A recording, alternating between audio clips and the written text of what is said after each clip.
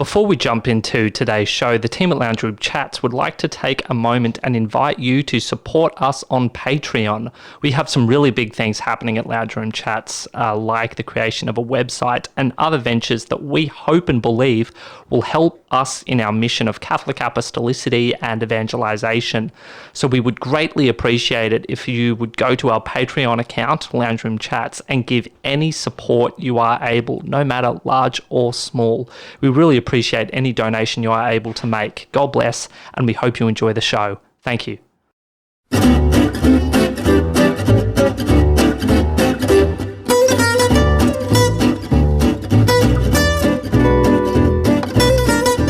So, Jason Kelly, thank you so much for joining me in the lounge room. Thanks for having me. My absolute pleasure. I hope you enjoyed the drive out here. Did you get rained on? A little. It came down for 10 minutes or so out of nowhere. It just, came down pretty heavy. And as I turned up, it lightened.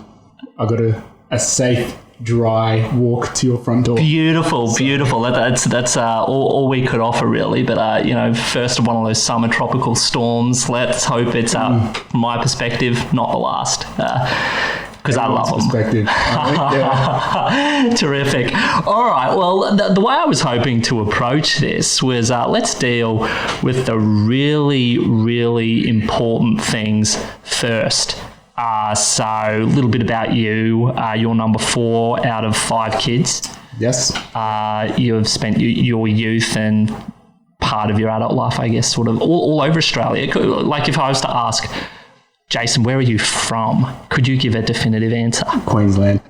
Golf. We've just got to touch on it. Is it true? Are the rumours true that you have hit 2 holes in one? Or is it hole in ones? I think it would be holes in one. But a hole in one is a thing, therefore it might actually be plural hole in ones. Yeah, no, I'll concede that one. I think as long as we confirm it's 2, that's the only thing that matters to me. 2. That's incredible. And I know you qualified that when you first gave me that piece of information, but I don't think the qualification is necessary. And I think that's pretty awesome. Yeah, okay. Where were you playing? What course? So Corinda. Yeah. Just up there near Oxley. And it was the pitch and putt. Yeah. So, look. That's cool. That's great. Still decent length holes. Yeah. You're looking at sort of 60 metres or so. Yep. The first one was the worst shot I think anyone could ever play besides dribbling in front of them. It hit the front edge of the pitching wedge. Yeah. It went somewhat left, but it was on a hole that had a bit of an incline. Yep. Running a bit of a bank running down the side, and it just took every right bounce and it went in.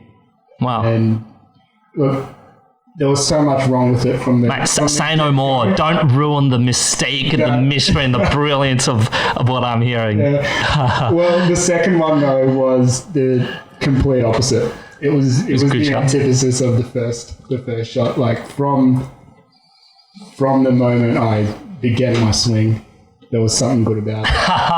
And once I struck it, when you hit a ball out of the middle, it has a sound you can't replicate. And it was that. It had the perfect amount of backspin. Yeah. Like 2 or 3 bounces, just dropped straight in. Okay. So you're a keen golfer? I was back in the day. Yeah. We're talking sort of between maybe 5 and 7 or 8 years ago. Yeah. I would have been playing every week. Yeah. If not more, every now and then. I did get to a point where I was averaging sort of 2 or 3 over par for 9. And that was, that wasn't just playing Corinda every week or anything like that. That was going around to various courses. All right. Well, let's talk about your, it's a horrible cliche term, but I can't think of a better one to use. Pardon me for it. Your Catholic journey. Yep. So, born a Catholic. Yes, born Novus Ordo. Yeah. Born into Novus Ordo. Okay. It was number 4 of 5 kids. Yep. Mum was more practicing than my dad was. Yep. But it was, we had religion in the house somewhat. We said our prayers and went to mass every Sunday. Yep. And when you say, interesting point you say that, because when you say there was religion in the house, religion in the house, I've spoken to a lot of people over the years, and what it actually means to have religion in the house is something that I think is really interesting to discuss, to sort of trace what happens after in terms of cause and effect. And some people, I've spoken to some people who are now, lapsed Catholics, fallen away Catholics, or altogether just completely reject it. And some people say that they had religion in the house, but it was nothing more than an external observance of some Catholic practices. So when you say you had religion in the house, was there, it's one thing to observe going to mass on Sunday and maybe grace before meals. Even that's a bit extreme for some people. But was there, maybe we could talk about what sort of external signs were there? And then was there something else? Like, did you talk about it? Was it normal? Was it a part of your actual life, or was it something you did on the... do you know what I mean? Yeah. There were a fair few externals. I remember Mum always had a very strong devotion to the Infant of Prague. Mm-hmm. So I remember always having, seeing a statue in the house. We'd always be saying, morning and night, we'd say prayer to an Infant of Prague, to the Infant of Prague. Yep. Look, we went to Catholic schools. I wouldn't say we were, we didn't eat meat on Fridays. Those kinds of really sort of basic stuff. I suppose while we were frequenting the Novus Ordo, I was probably too young to properly remember how religious the house was. Mm-hmm. But I do remember that it was present. We did Ash Wednesdays, and I remember knowing what Lent was. Yeah. I would have been too young to do fasting or anything like that while we were going to Novus Ordo, but it was more than just your Creaster Catholics or Creaster. Christmas and Easter. Hey, love it. New term. I'm gonna use that one if you don't mind. I'll buy the royalties. I like it. I've also heard submarine Catholics. They come up once once a year. But no, I like that. Nice, yeah. Go on. We were more than that. Yeah. Yeah. But look, I suppose for a Novus Ordo, we're probably pretty devout now that I think about it.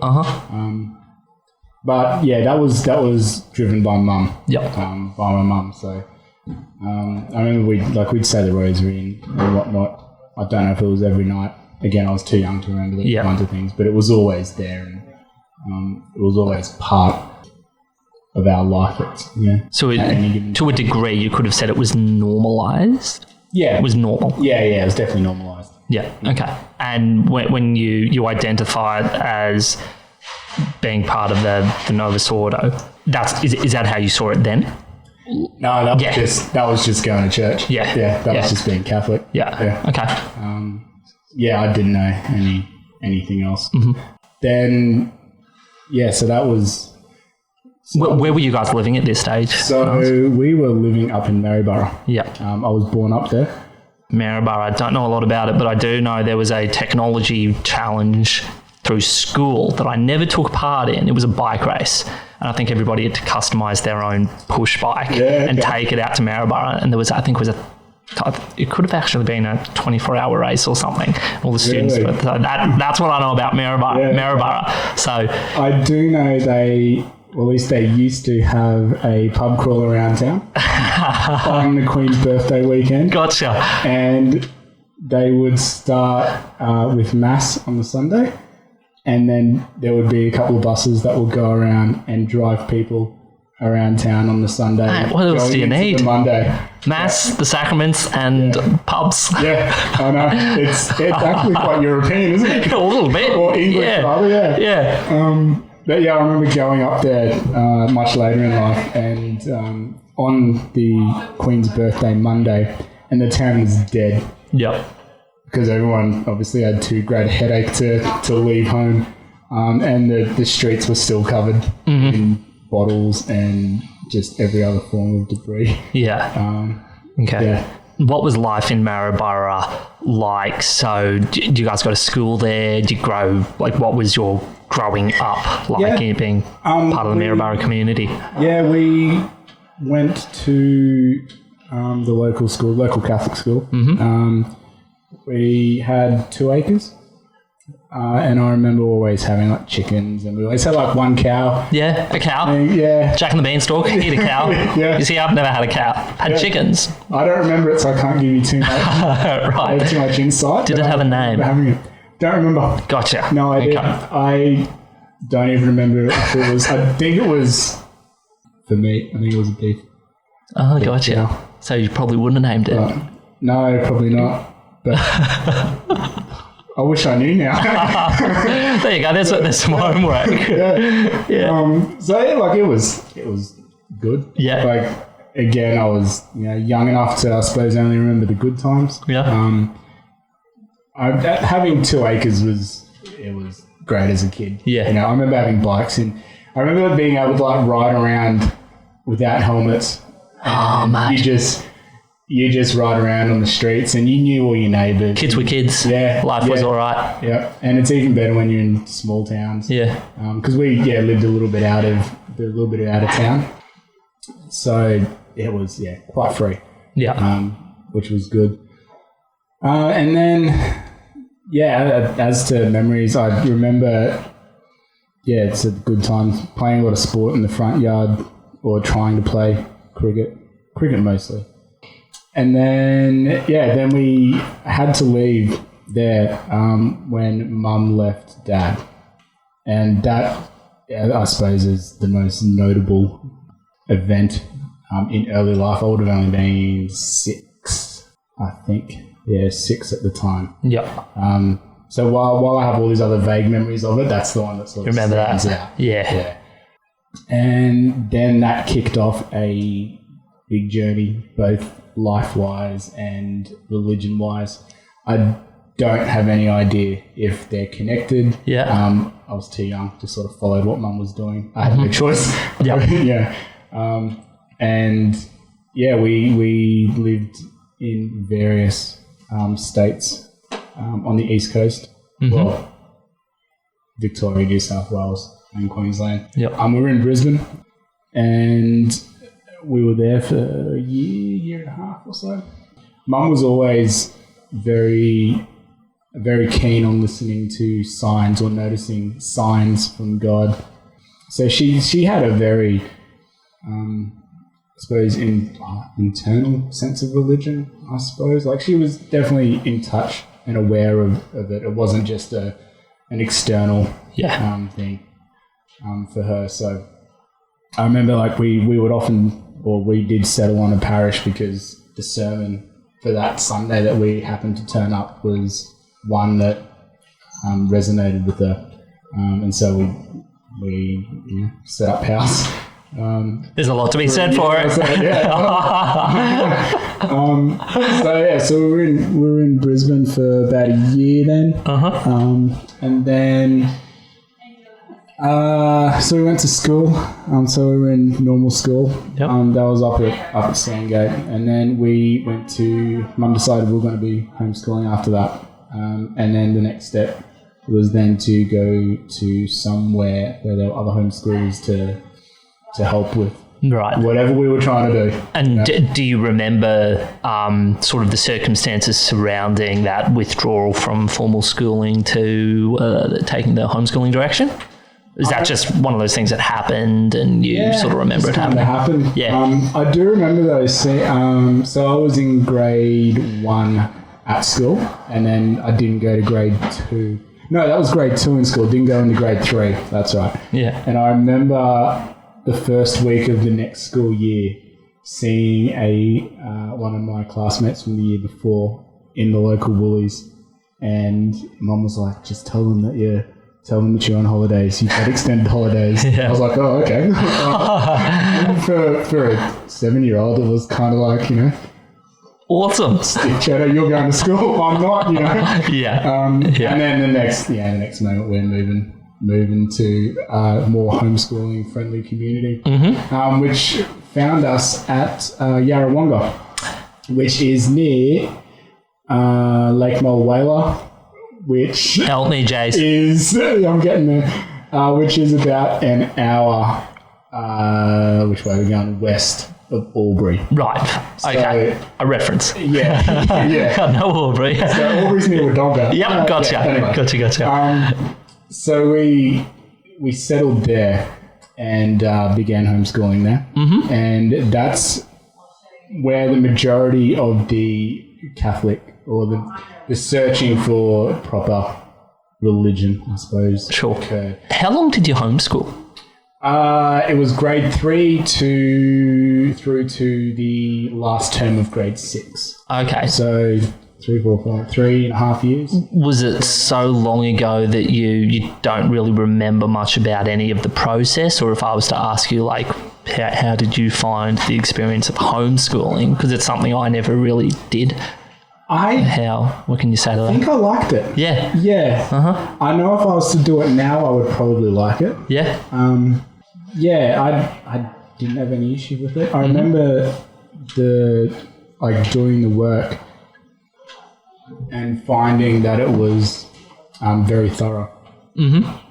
And just looking at the dog, sorry, she's taken it upon herself to sort of half open the curtains. Not sure what she's doing, but she's a shocker. Yeah. She's a shocker. Sorry. Continue. No, Continue. Right.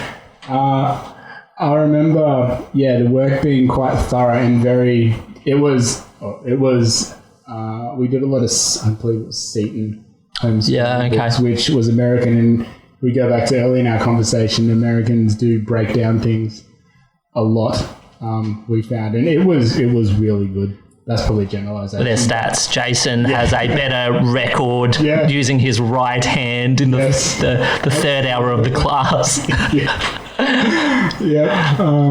So it was there, and it held me in really good stead going to school later. We had a pretty good routine in our school days. Mum was pretty strict with that, so that helped. I suppose if you have a routine, most things work well. We knew what to expect as we were going through. So we did that in Yarrawonga.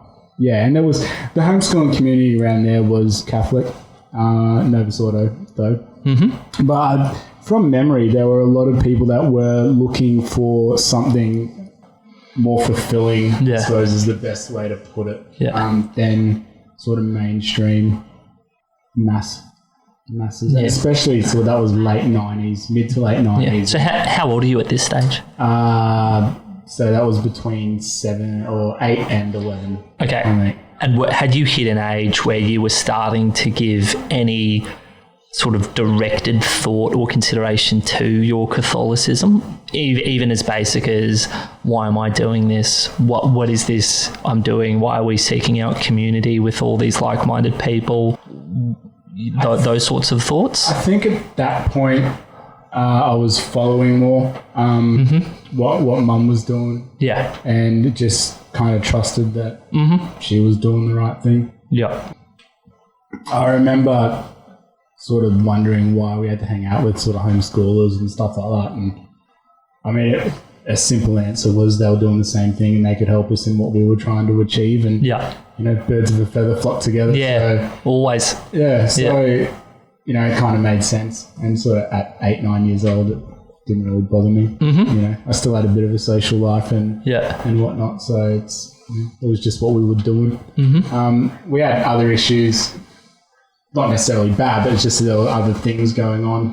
Of course, with being a single parent family as well, there's just general difficulties or that you encounter on a daily basis. That, kind of distract you, I suppose, from deeper questions as an 8-year-old. So while we were there was a group of.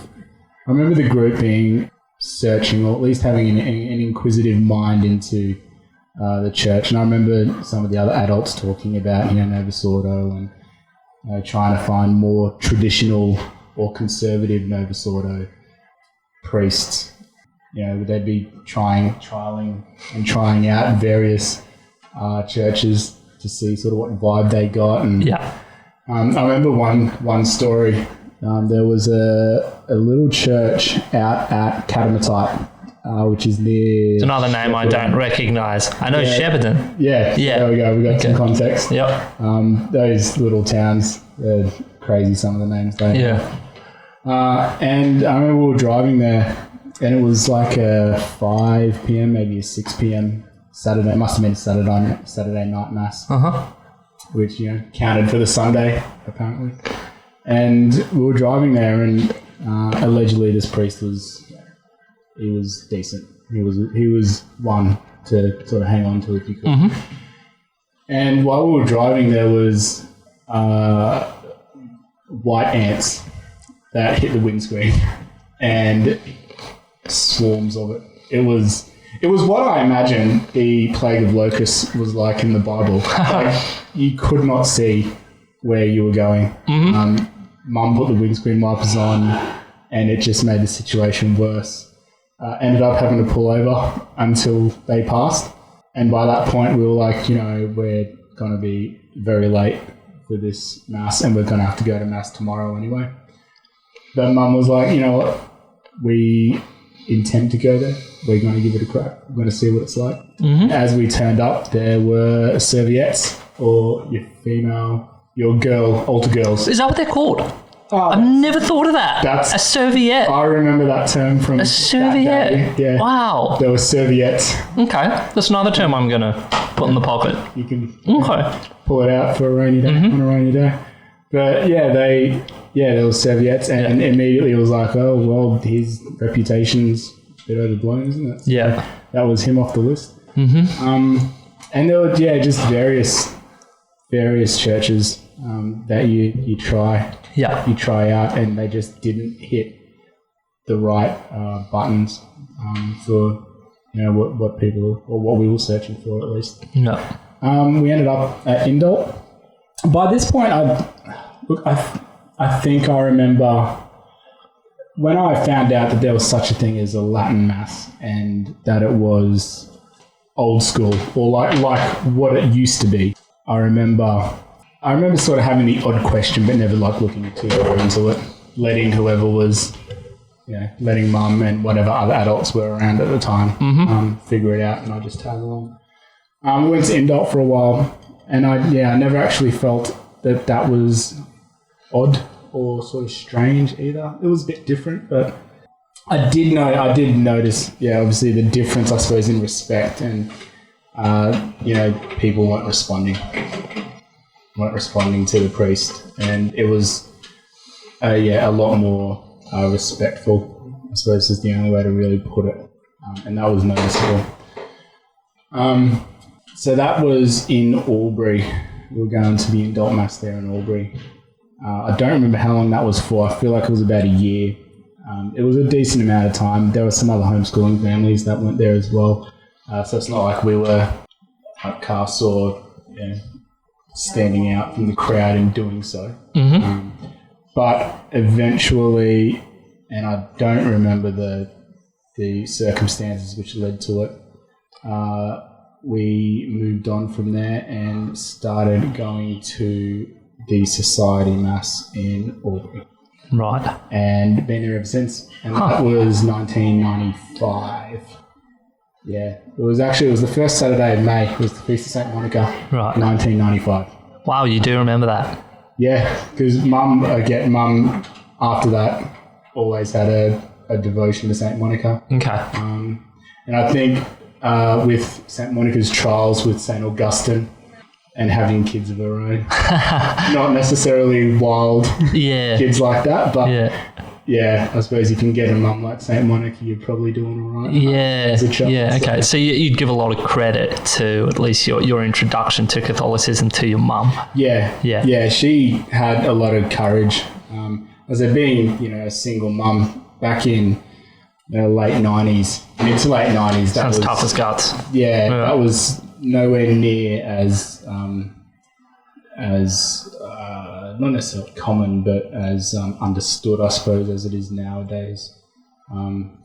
Nowadays, it's completely, they take it differently and it's almost politicized. But back then, it was you were almost. I remember it being like you were not necessarily inadequate, but you were different. You kind of had an asterisk against you as a family, I suppose. Right. It was common.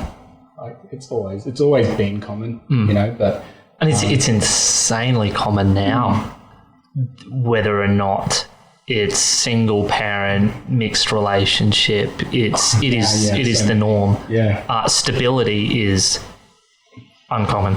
Big families, stability. It's a stable mother-father family unit that's bucking the trend and going against strange, that, isn't it? Strange. When was the first time that your sort of personal antenna went up in terms of starting to sort of analyse your identity as a Catholic and what it meant to be a Catholic? Yeah, I would put that time down to high school, mid-high school. Yeah. So again, flowing on from the being a kid that had been homeschooled, then entered a school where other kids, last term of grade 6, the other kids had had a year together, and they obviously it's always difficult. Law of the jungle. Yeah, that's their pecking order. Yeah. And then there's some sort of upstart that comes in for a month, or a month a term, and homeschooling. Especially the way we were doing it, so with routines, and Mum was pretty strict with it all. It put us in good stead education-wise to go into school, and I suppose it puts a little bit of a spanner in the works with pecking orders of schools and whatnot when it comes to the last term. Yeah. Put the losers aside. Did you find acclimatizing socially going from homeschooling to a non-homeschooling environment? Did you find that difficult to acclimatize to, or were you just a cool fish, jumped into the pond and swam? For the most part, it was pretty cool guy. Yeah. So I mean, I can't imagine you struggling. But no, for the most part, it was pretty good. I think if anything, it was kind of a routine outside of home and having to actually like leave home and put on your uniform. And how did you find that? Did you enjoy that, or was it just totally different? I didn't mind. Yeah, it was kind of what you did. Yeah, I feel like a lot of what happened in my childhood and what I did in my childhood was just it's what you have to do. You just get it done. It's you put uniform on and just trudge on. And I think that put me in good stead later on when I got to sort of high school. And I'd been at the school for a couple of years, and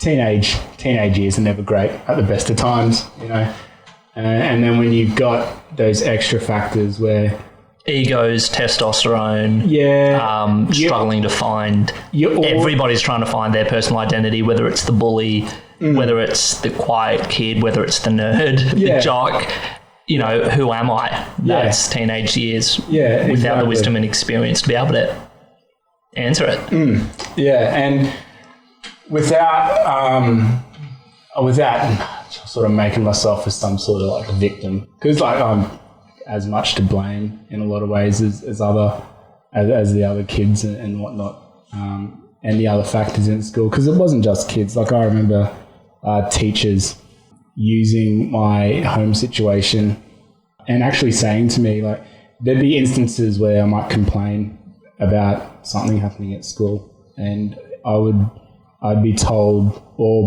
Mum would be told in front of me, things like, this has only happened because he's mentally weak or something. And that's insane. And they would mention, your home situation as a reason why, your kid's mentally weak. And when you're 14 or 15 and you don't know what's going on at the best of times with yourself, and you're hearing those kinds of things, it really drives you away from I suppose the social surroundings that you have. And I've definitely observed. I mean, I won't go too far down this path, but I've definitely observed communities or places where there's an artificial adherence to these old school macho mentalities without the understanding of the current social environment to know what's appropriate and what's not. And the damage that can do is not only infuriating, but I just think insane. Yeah. Like I can just imagine the situation you're in that would have been insanely delicate. Yeah, and look, it did drive me to pretty dark frame of mind. And like I remember quite often for sort of 2-3 years. And look, anyone that I went to school with that had any memory of me would be able to confirm that I was a pretty negative, pretty dark person and pretty antisocial. And I remember often thinking or imagining what life for others would be without me there, in a bad way. Like, with me, going my own way.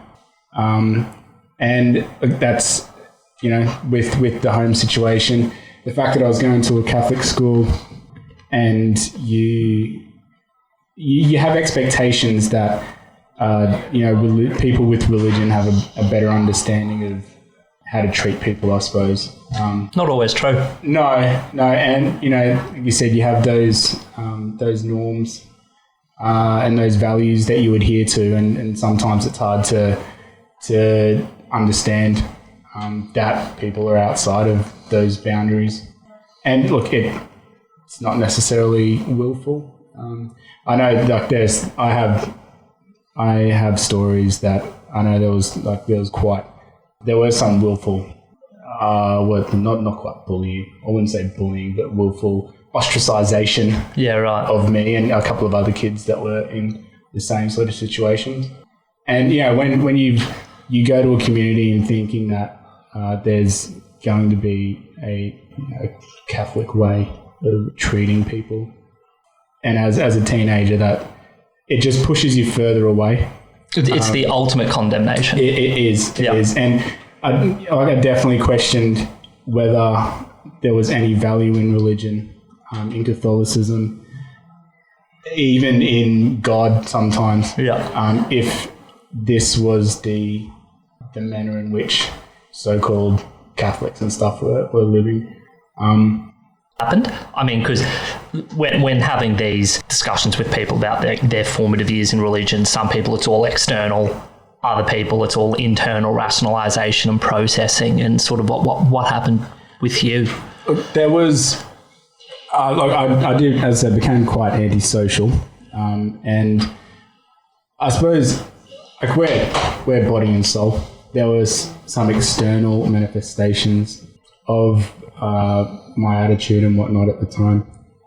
Like 13, and I'd started like smoking. Yeah, and they're tough years, man. Yeah, they are at the best of times. I remember at the best of times. They are. Yeah, like I was smoking. I was wearing a lot of black. Listening to music that would shock probably people, not bad ways, just stuff like heavy metal type things. But it's funny why this is so interesting to talk about with you. And I mean, it's easy to talk about in retrospect because you've to use the romanticization, you've gone down into the valley of death and you've come out and you're an absolutely terrific bloke. But you look around, whether or not it's out in what we would call the world proper, where we accept as a proposition that we hold a truth that they don't have. And you see similar things. You see kids going through age brackets, whether or not it's religiously influenced or not. Black, the style of dressing, the attitude, darkness, depression. And the sad thing is, it's not just there. Like, you can definitely identify it within Catholic circles. Yeah. And so it's not, we're not immune. We're not immune from the sadness, the darkness, the depression, the real hurtful things that go on in life that you can't pretend don't happen. So this is why I'm really interested to hear, like, what was your way of working out of this? Yeah. So, like, along with those external manifestations of my mood and my attitude, I was never really a badly behaved kid at school. It was more just, how I suppose expressed myself, for want of a better term. My marks did go down towards the end of school, and like the more that you get told that you're mentally weak, or I had one teacher that was telling me that I'd never come to anything. And I remember one day wearing a hat that had a McDonald's sponsorship on the side, and he was like, "Oh, you're finally like working at Macca's. That's even sort of too good for you type deal." Great teacher. I turn around and say, "Mate, that's what you get paid for, you big idiot." Yeah, well, so sorry. I could debate whether he was teaching. There were a lot of classes he was absent for, but let's not go into that. Now even I'm agitated. One thing that I did have, and I look at other people now, like in the world, and I wonder how they get through without religion. And then I was blessed enough to have that. I do remember, and I still have, only in my mind though, like 4 or 5 Bible quotes that I would sort of repeat to myself every day. Almost motivational. I was never one for like motivational things. Like, dude, I was. Just nothing like a cheesy motivational movie to start the day with dramatic music. Yeah, it's never dark enough though. Those motivational. They're meant to make you feel good, not make you feel real. Yeah, so true. So the music stops and it's all silent. And you're like, now what? I need to watch it again. Yeah. So I had 4 or 5 quotes, and they were, our Lord. For example, like the take up the cross and follow me. There was the last gospel. So the first couple of verses of St. John's Gospel. Like that's just, for me, that's just sums up not just our Lord's life, but like everyone's life. He came unto his own, and his own received him not. And like it just sums up like Catholic life, I suppose. Human nature. Just human nature. Like we're here and we're in the world. We're not of it. As Catholics, you're going to be pretty rejected, and you're going to have to, buck trends just doing normal, everyday Catholic stuff. Mm-hmm. And I suppose there was, considering like how I imagined, like I said, I often imagined what people's lives would be without me there, of my own accord, having gone on my choice. And there was a rebellion in me that was like, why make them happy, And having been sort of pushed out as much as I had felt I was, whether I was or not, like that's, as a teenage kid going through stuff, I felt quite pushed out. To realise that there was, in religion, firstly, it was a great equaliser. Like, everyone's a sinner. Everyone has to go to confession. We're taught that our Lord died for everyone and each individual, it's not just a blanket everyone, like he was on the cross dying, thinking of each individual person.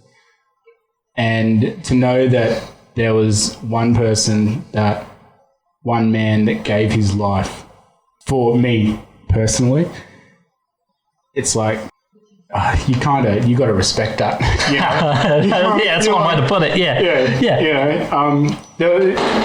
You look at, I remember reading G.K. Chesterton in Orthodoxy. I've read that book 4 or 5 times. Truth. Just one of the greatest books you'll ever read. Yeah, wow. Okay. Anything Chesterton is amazing, but Orthodoxy is just brilliant. And I remember him talking about suicides and people, the great offence to nature in general, when people, take their own lives. And he's saying, like, God created trees, for example, so that trees could be acknowledged and could be respected for the beautiful things that they are.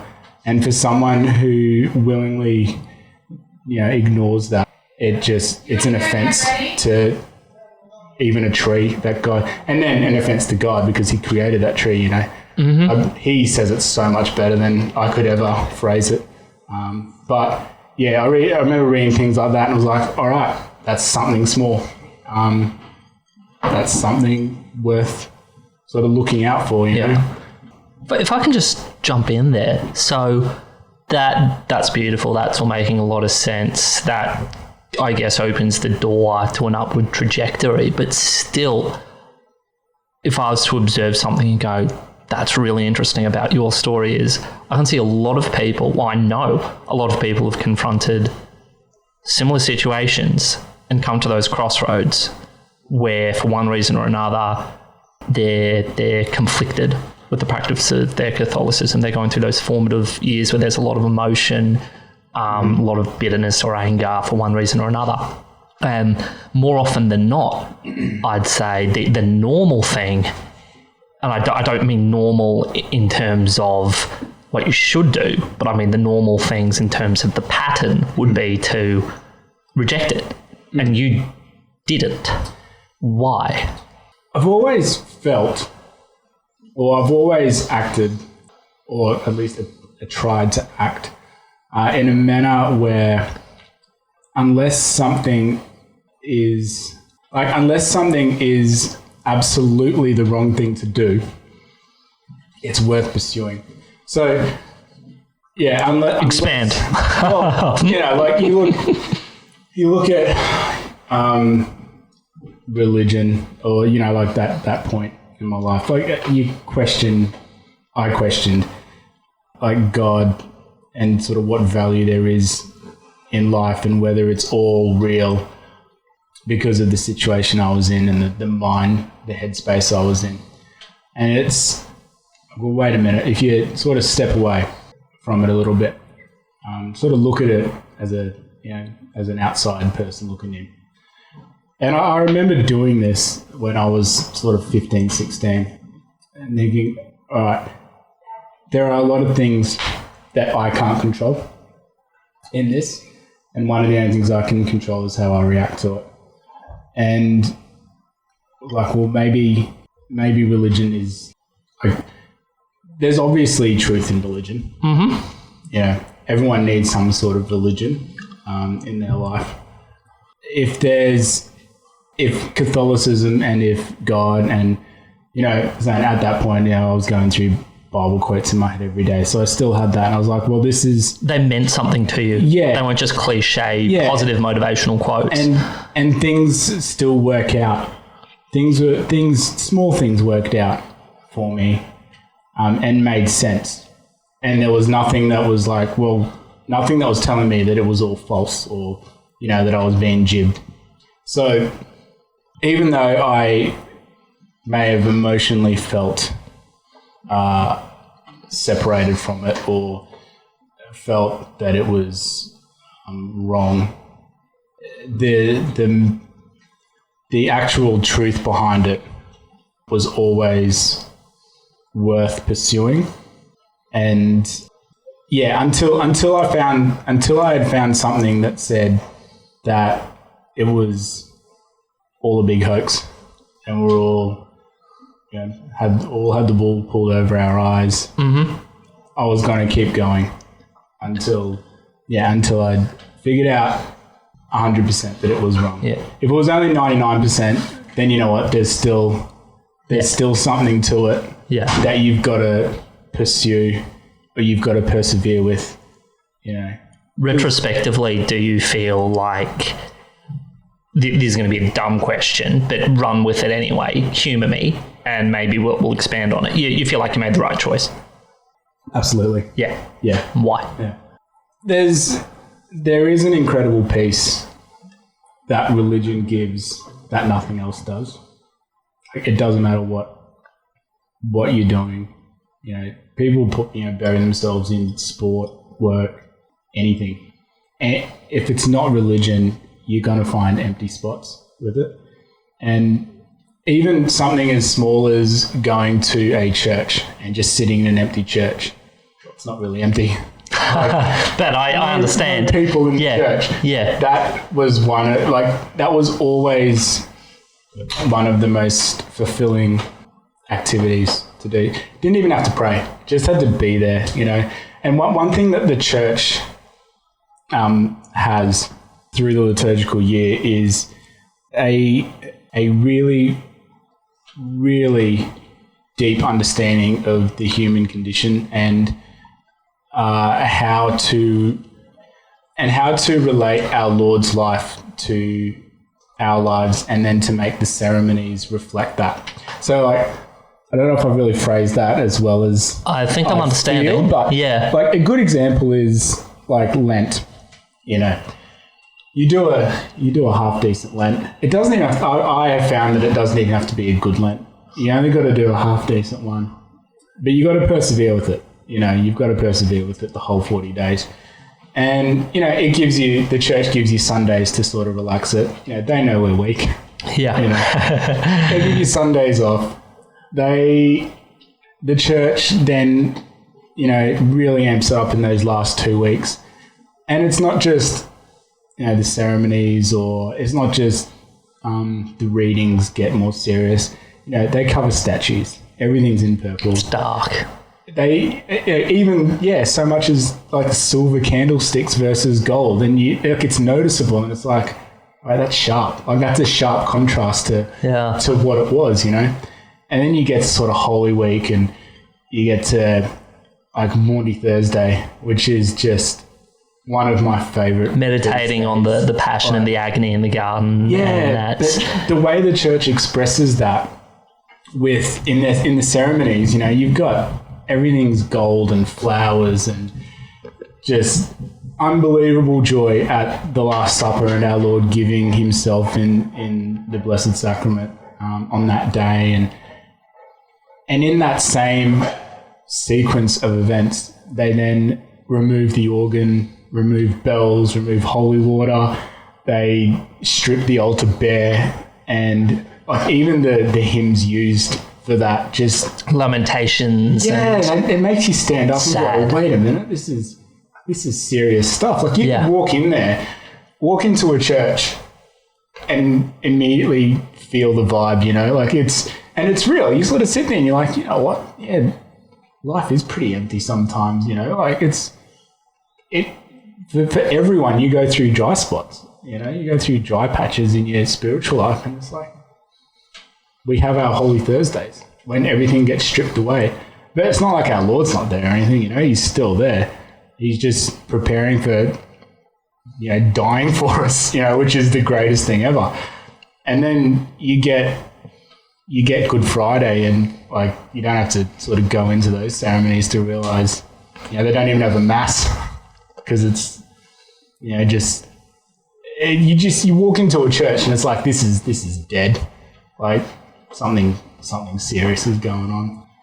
And then you have Holy Saturday where there's nothing, you know, and then you have Easter where for your Paschal Vigil, and, you know, you lead up to the glory and the ringing of those bells, and the statues have their covers removed, and there's flowers everywhere, and it follows what I have experienced in a lot of times in my life, where you have those down moments, but inevitably, if you stick through the metaphorical 3 days that you have, that are dark and barren and seemingly dry, and it always ends with a resurrection, you know. Mm-hmm. It always ends with incredible spiritual joy. Yeah. And, you know, you don't even have to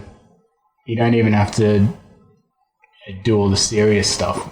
You've just got to sort of be there. You've got to spend the hour with our Lord, like it's not, I've always found that, and look, I might just be a really weak or poor example of a Catholic. I'm no doubt I am, but from what I'm about to say, it might confirm it. You don't have to. You don't have to be doing all the big things. You've just got to be there, and let our Lord do what He wants to do with you. If you give a thimble of water in His name, He's going to reward you 100-fold. Yeah. And if you study our Lord's life, not even deeply, like I'm not that theoretical a person when it comes to our Lord's life and understanding all the intricacies and doctrines and stuff like that. I'm just not that smart, I suppose. But if you just look at what He did for simple people, He's always there, and He's always, when everyone else leaves you, He's always going to be there waiting. No, He's not even waiting, He's just there. He is waiting for you to turn to Him and give Him a chance, And then He just rewards you like you wouldn't believe. And I've got so many instances in my adult life where that's happened, and like I have a much better understanding of it now, and I can see things. But I suppose back when I was a teenager, without overly consciously doing it, I just gave religion a chance to prove itself. Yeah. So if you were to stop now and turn back, and cliche comment of the day, if you were to talk to the younger you, or let's maybe even make it a little bit more applicable and talk to a younger person like you that's going to that stage and comes through crossroads and is faced with that choice through circumstances which perhaps are beyond their control, or they feel are beyond their control, persevere or throw in the towel, love this or hate this, keep this or get rid of this, what advice would you give them? Take up your cross. That's pretty much it, yeah. Like, our Lord's never going to give you anything else than you can handle. You just got to pick up your cross, and sufficient to the days the evil thereof. Heard that. That was one that I always remembered as well. Mm-hmm. Like, you never have anything that you can't handle, and our Lord's always it's going to be hard, and you're going to fall. Our Lord fell 3 times on His way to Calvary. If not more. There's so many examples where He suffered and showed us how to do things, and you've just got to, follow that. And I feel like in the midst of life and living, we so often forget what is actually real, and what actually matters. And there's not much that actually matters in life. We get clouded out by a lot of stuff in everyday life. Noise. Yeah, and it's all white noise. Mm-hmm. It's nothing really. And pick up your cross and do those small things. Believe. And give religion a chance. Like, if I was talking to my younger self, I'd just say give it a proper chance. I would hope that I could get through to him to tell him to give it a chance. Because otherwise you just kind of live a bit sad for a few years. But we have a journey, and we've got to take different roads to get where we are. Yeah. It's luckily I was blessed enough to stay on the right path. Yeah. Okay. Yeah. Fast forward. What's going on now in the life of Jace? Now, well, let's talk about, you got a kid. Yeah, I have a 15-month-old. Wow, congratulations. Thank you. And I've got I've got a girl due in April. Stroke. Good Friday, actually. So wow. That could be a real Easter egg. It's busy. Having kids is transformative. Yeah. It's just the greatest thing. Yeah. Like, it really is. And Going back to sort of the relevance of religion and our Lord's life, like having a kid, a son now, completely alters my understanding of the relationship of us with God as well. Like, speak to me on that one for a little bit, because it's not something I can comment on, unfortunately. No, and yeah, look, before getting married and having a child, it's like, oh yeah, I know. Like, you hear the theories of what that's about, and like, it's. I personally found it completely different and completely transformative. Transformative is a word that is I've heard and I often use for it. Even, a good example is he doesn't do it anymore, but he went through a period where he threw things and slid them under the fridge. And he would grab magnets off the fridge and slide them under, and then immediately get annoyed that he didn't have his magnets. Yeah. But the way he would just turn to me, he'd come up to me, grab my leg, and he'd point to the fridge and just make this little distress noise.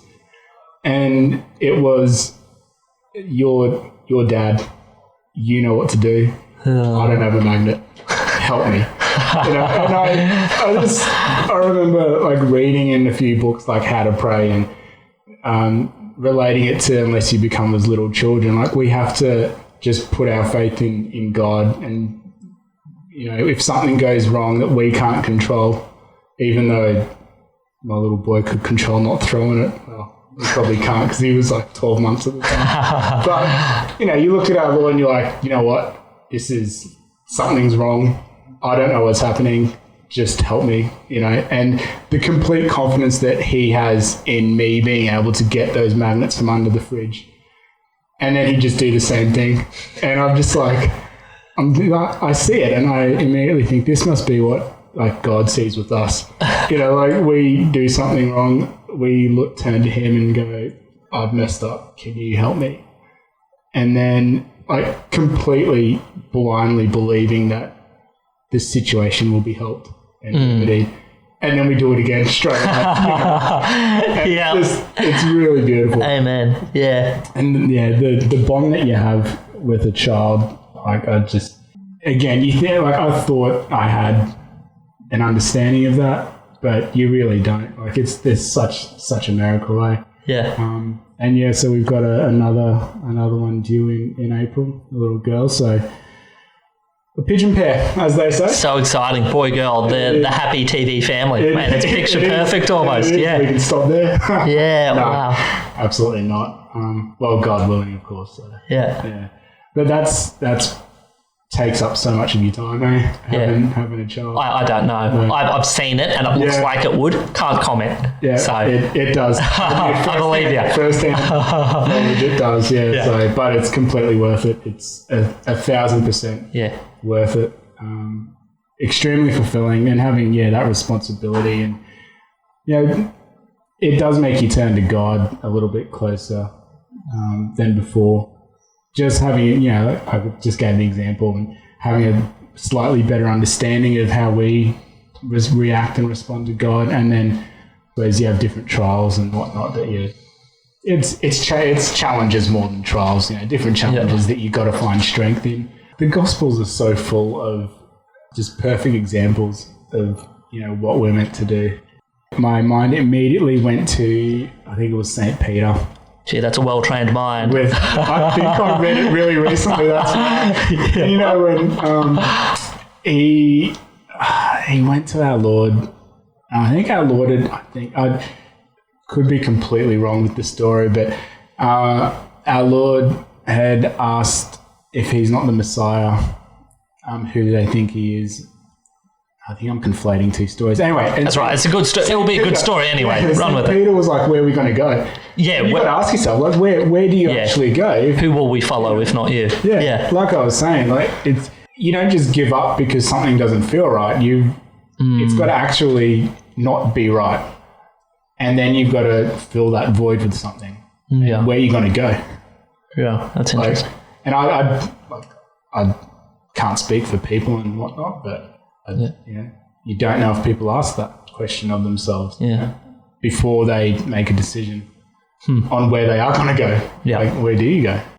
Jason, can't thank you enough for joining me in the lounge room. This has been a just hugely interesting, inspirational, just a great interview to hear your story. It's a huge inspiration for me, anybody out there who struggles, and I can't thank you enough for joining me in the lounge room. Pleasure's been mine. Great. So Jason Kelly is somebody who believes that religion is worth the investment. If you're struggling, you pick up your cross and you carry on, because religion is just worth every little bit of effort that we put into it. Thanks again. Thank you. That's it from the lounge room this episode. I hope you enjoyed it. Thank you so much for listening. Please like, share, and subscribe to Lounge Room Chats podcast, and give us a review if you enjoyed it. Let us know. If you didn't enjoy it, let us know anyway. And share it to your friends. Even if you didn't enjoy it, maybe your friends have better taste than you and they will enjoy it. So thank you again for listening, and we'll see you next time in the lounge room.